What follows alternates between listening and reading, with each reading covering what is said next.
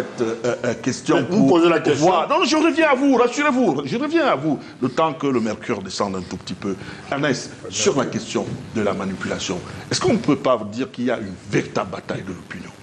Ben oui, il y a une bataille de l'opinion, mais si vous permettez, pendant que M. N'Djamena parlait, Maître Sim, qui est subitement devenu encore mon ami, m'a dit à l'oreille de rappeler à M. N'Djamena qu'il était avec eux, et maintenant il est avec Biya. Je crois que j'ai fait votre commission. Non, non, non. Il dit qu'il veut la voir. C'est très simple. Je n'ai rien dit. Il veut nous envoyer. La caméra, il m'a dit pas très compliqué. Il veut parler de C'est pas très compliqué. Je vais répondre tout à l'heure. D'accord. Mais maintenant, pour revenir. Non, mais attention. Pour revenir à ma préoccupation. Non, mais Bouba, il y a des Camerounais qui méritent d'être décorés.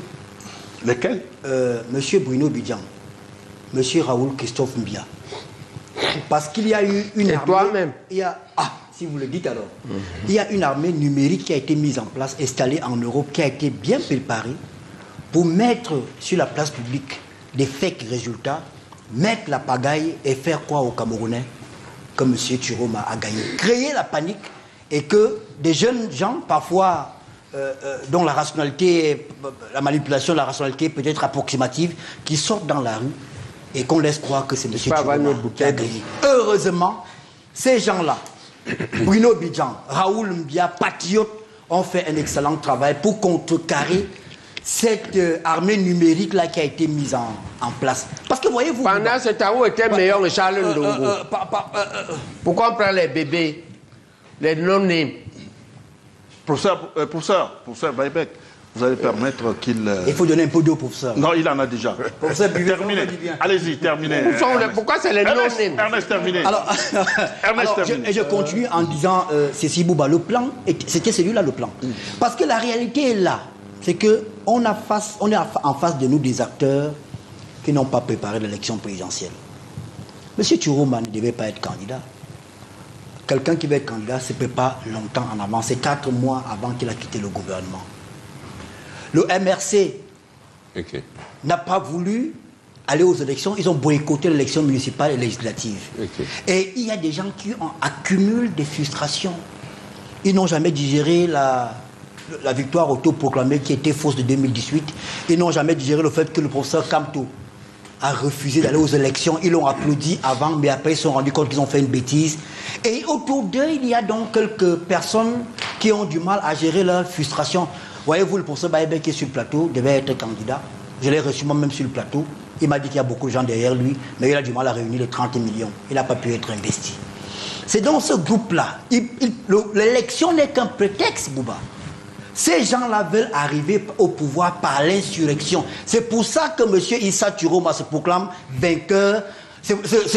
Proclame vainqueur avant la proclamation légale, légitime, autoritaire du Conseil constitutionnel. Donc, merci pour votre prise de parole. Je vais chuter, Bouba. Je vais chuter pour dire, je parle aux jeunes. Souvenez-vous qu'en 2018, M. Chiroma était porte-parole du gouvernement. Il nous a dit si quelqu'un s'autoproclame vainqueur de l'élection présidentielle avant la proclamation du Conseil constitutionnel, il a la boulimie du pouvoir, il est un danger pour la République. Souvenez-vous que M. Chiroma a traité le professeur Kamto de tous les noms d'oiseaux parce qu'il a osé s'autoproclamer vainqueur de l'élection présidentielle. La vérité, elle est là. J'étais ce matin au Palais des Congrès, je suis par là. C'est l'information que je voulais donner. Quand j'ai donné l'information relative à la victoire de Chiroma dans le Vouri, j'ai vu que les gens étaient contents sur le plateau. Mais dans notre métier, on appelle cela les biscuits. Les biscuits que j'ai pu avoir au Palais des Congrès, c'est que M. Juste Bia, on veut juste Monsieur Bia, jusque-là, dans les 9 régions, était en tête avec un écart de 400 000 voix. Ok, d'accord. Les biscuits que j'ai. D'accord. Maître Emmanuel. Donc, visiblement, M. Bia est largement en tête. Je chute par là. Il faut que les Camerounais le sachent. Et là-bas, c'est dans un calme plat. Le représentant du FNC, il est parti avec les captures de clan de Boris Berthold, de Paul Chouta, on s'est moqué de lui, il est ressorti lui-même. Ok, d'accord. Parce que la réalité des PV, la réalité des PV est implacable. Merci. Paul Biya est en tête là-bas. Ok. Maître Emmanuel Sim, sur la publication des chiffres, est-ce qu'on ne peut pas parler d'un poids, deux mesures? Si on autorise aux uns, on ne doit pas refuser aux autres. Oui, mais monsieur Bouba, il y a un acteur politique, président des partis politiques, qui a félicité Paul Biya d'avoir gagné la présidentielle dès le 13 octobre. On ne lui a rien fait. On ne lui a rien demandé. On ne l'a pas menacé. Lui, il a le droit de dire que Paul Biya a gagné. Un de vos invités, en début d'émission, a eu une question de vous, n'a jamais répondu. Vous lui avez demandé, lui qui publie les résultats, c'est sur la base de quoi les publie. Il n'allait pas de Maître Sim, qui est un menteur. Il n'a pas dit pourquoi lui, sur Facebook, donne les résultats. Et il félicite Bruno Bidjan Mbia, qui donne les résultats. Donc, il y a des Camerounais qui sont en droit de donner les résultats donnant Paul Biya gagnant. Là, on ne leur dit rien. Ceux qui donnent les résultats disant que Chiroma est gagnant, c'est des séditieux. Entendons-nous bien, messieurs les Camerounais, mesdames les Camerounais, les Camerounaises. Il n'est nulle part écrit dans le code électoral qu'on interdit de faire les additions. Nulle part. Mais non, Ernest. Ernest, non. Quelle est la différence entre publication et proclamation? C'est un avocat qui répond. La différence entre publication et proclamation. Chiroma s'est autoproclamé vainqueur.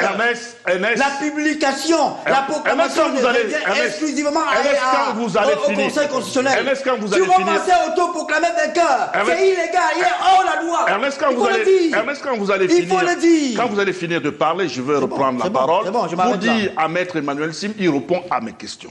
Vous répondez seulement à mes questions. Moi, je vous ai posé une question, restez sur la question que je vous ai posée. Je suis allé ailleurs. Non, justement, parce que vous au risque de répondre. Je ne répondrai pas à M. Obama. Vous interpellez M. Obama. C'est incroyable quand même. Hein? Maître, vous poursuivez, s'il vous plaît. Vous interpellez M. Obama. Là, vous ne répondez pas à M. Obama, mais mon avocat a des problèmes finalement. Parce que c'est mon avocat, hein, c'est pas qu'on dise. Maître Sim. Je m'arrête là. Vous savez, on parle des choses sérieuses. Et puis je peux citer ce qu'une personne a dit sur le plateau. J'ai le droit de citer une personne sur ce qu'elle a dit. Donc je disais, monsieur Bouba, que j'ai oublié ce que vous me demandez. Vous voyez, il me perturbe. Ce que nous vivons là, monsieur Bouba, aujourd'hui, c'est qu'on est en face d'un régime qui est en train de faire un véritable coup d'État. Je viens de lire, pendant que vous parliez, un propos de notre ami Tuile, et ce bureau de vote, je l'ai ici. Il dit qu'il a voté au collège Fleming, à Bimassi. Il était avec son fils. Ils ont voté pour Issa Chiroma. Et dans ce bureau de vote, M. Bouba, Tuile dit que Chiroma a eu 0 voix et Biya 100%. Et j'ai ce PV ici. J'ai ce bureau de vote ici. Tous ces PV sont faux. Vous comprenez? Et quand je le dis, ce n'est pas le mensonge. Il faut que les Camerounais entendent. La parole de Tuile contre un PV. Mais maître, soyez sérieux quand même. Tuile contre le PV. Mais c'est pas possible quand même. On est dans quel pays là? Tuile que tout le monde connaît. Contre le PV, s'il n'y a pas plusieurs personnes. Mais c'est pas possible. Mais c'est pas possible, maître. Soyez sérieux. Alors, je suis obligé de vous demander d'être aussi sérieux. Bon, je m'arrête là. Je suis obligé, Ernest. On compare Ernest, soyez sérieux. Un PV signé par plusieurs Camerounais. Ernest, s'il vous plaît. C'est argument contre argument. Ernest, c'est argument contre argument. Je vous en prie. Ernest, je vous en prie. Maître, si vous aurez bien terminé de parler, si vous ne l'avez pas interrompu. Oui, justement. Chaque fois, vous devez toujours. Justement, vous devez. Mais c'est Ernest qui vous empêche de parler. Justement, chaque fois que Ernest interrompt un panéliste, on est obligé de le laisser aller au bout de sa pensée. Et ça va se faire comme ça, quitte à ce que ça pénalise les autres panélistes. Aucune question. Donc, un peu. Ça fait 2 fois qu'il intervient dans mon propos. Mais les gens le notent. Les gens camerounais ne sont pas bêtes, ils voient ce qui se passe. Donc, je dis. Tuile affirme qu'il a voté, son fils et lui, dans un bureau de vote. Ils étaient au moins 2 avant de voter Chiroma. Parce qu'il a voté Chiroma. Et il dit que dans ce bureau de vote, il y a eu 0 votant pour Chiroma. Et je vous dis donc que moi, j'étais à la commission départementale, moi-même Maître Sim, pour le candidat Chiroma. Et effectivement, à Fleming, il a été écrit à la commission départementale. Et c'est ce résultat qui a été donné au Conseil constitutionnel, à la Commission nationale, que dans ce bureau de vote à Fleming 1, Chiroma a eu, c'est très important, a eu 0 voix. C'est pour répondre donc simplement, pour dire que la loi a prévu que le Conseil constitutionnel proclame les résultats. Et c'est ça la vérité, c'est ça le droit, personne ne l'a contesté. Personne. Je n'ai jamais dit le contraire. Je pense que je ne suis pas de droit.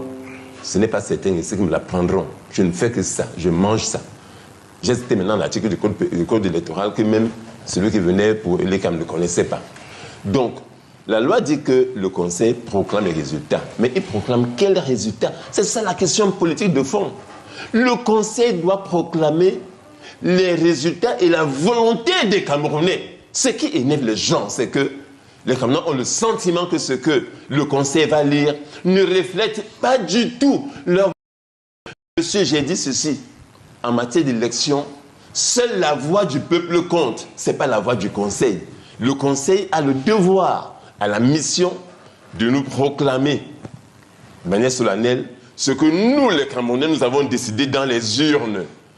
Malheureusement, il se passera dans quelques jours, jeudi prochain. Je sais que ce sera jeudi.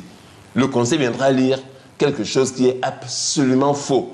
Le Conseil viendra lire que M. Biya a battu Chiroma Yaoundé. C'est faux. Tout le monde le sait que Chiroma Yaoundé, mais par le mécanisme des délais comme les 48 heures, on a mis que Biya a gagné. C'est là M. Momaki et M. Aboya, M. Njamel, M. Soulé, vous le connaissez. C'est là que la question sera posée. Est-ce que ce que dira le Conseil sera vrai? Je dis non. Et je dis faisons attention parce que les Camerounais ne vont pas toujours accepter qu'ils disent que c'est Chiroma et on dit c'est Biya. En attendant la proclamation des résultats par le Conseil constitutionnel, est-ce que vous pensez que les camps, les différents camps, livrent une bataille d'opinion? Merci pour cette question. Je voudrais convoquer, n'est-ce pas, ma neutralité pour m'exprimer avec la froideur qui est la mienne. Vous dites d'abord que je voudrais, laissons tomber les privés, laissons tomber qui a gagné. Et posons-nous la question, qu'est-ce qui s'est passé? Vous venez dans votre question, qu'est-ce qui s'est passé le 12 octobre? C'est une question fondamentale.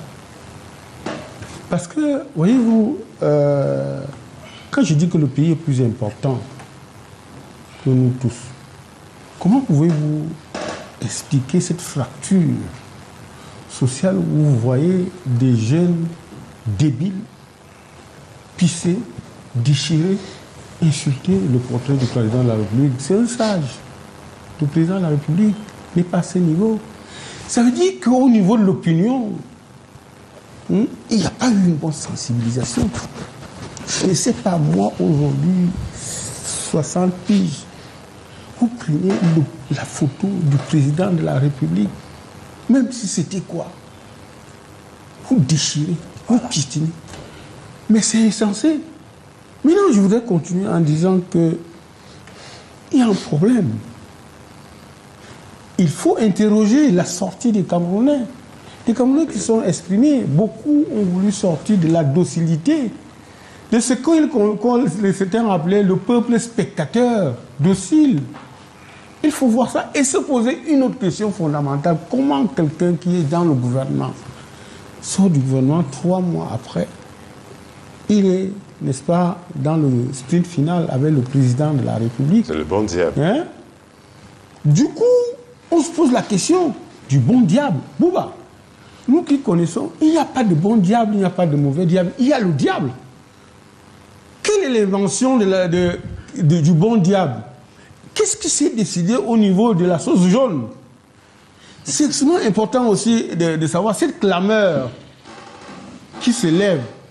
Bouba, quand vous avez vu le bureau où a voté le président à Bastos, c'est un bureau qui est constitué de l'élite.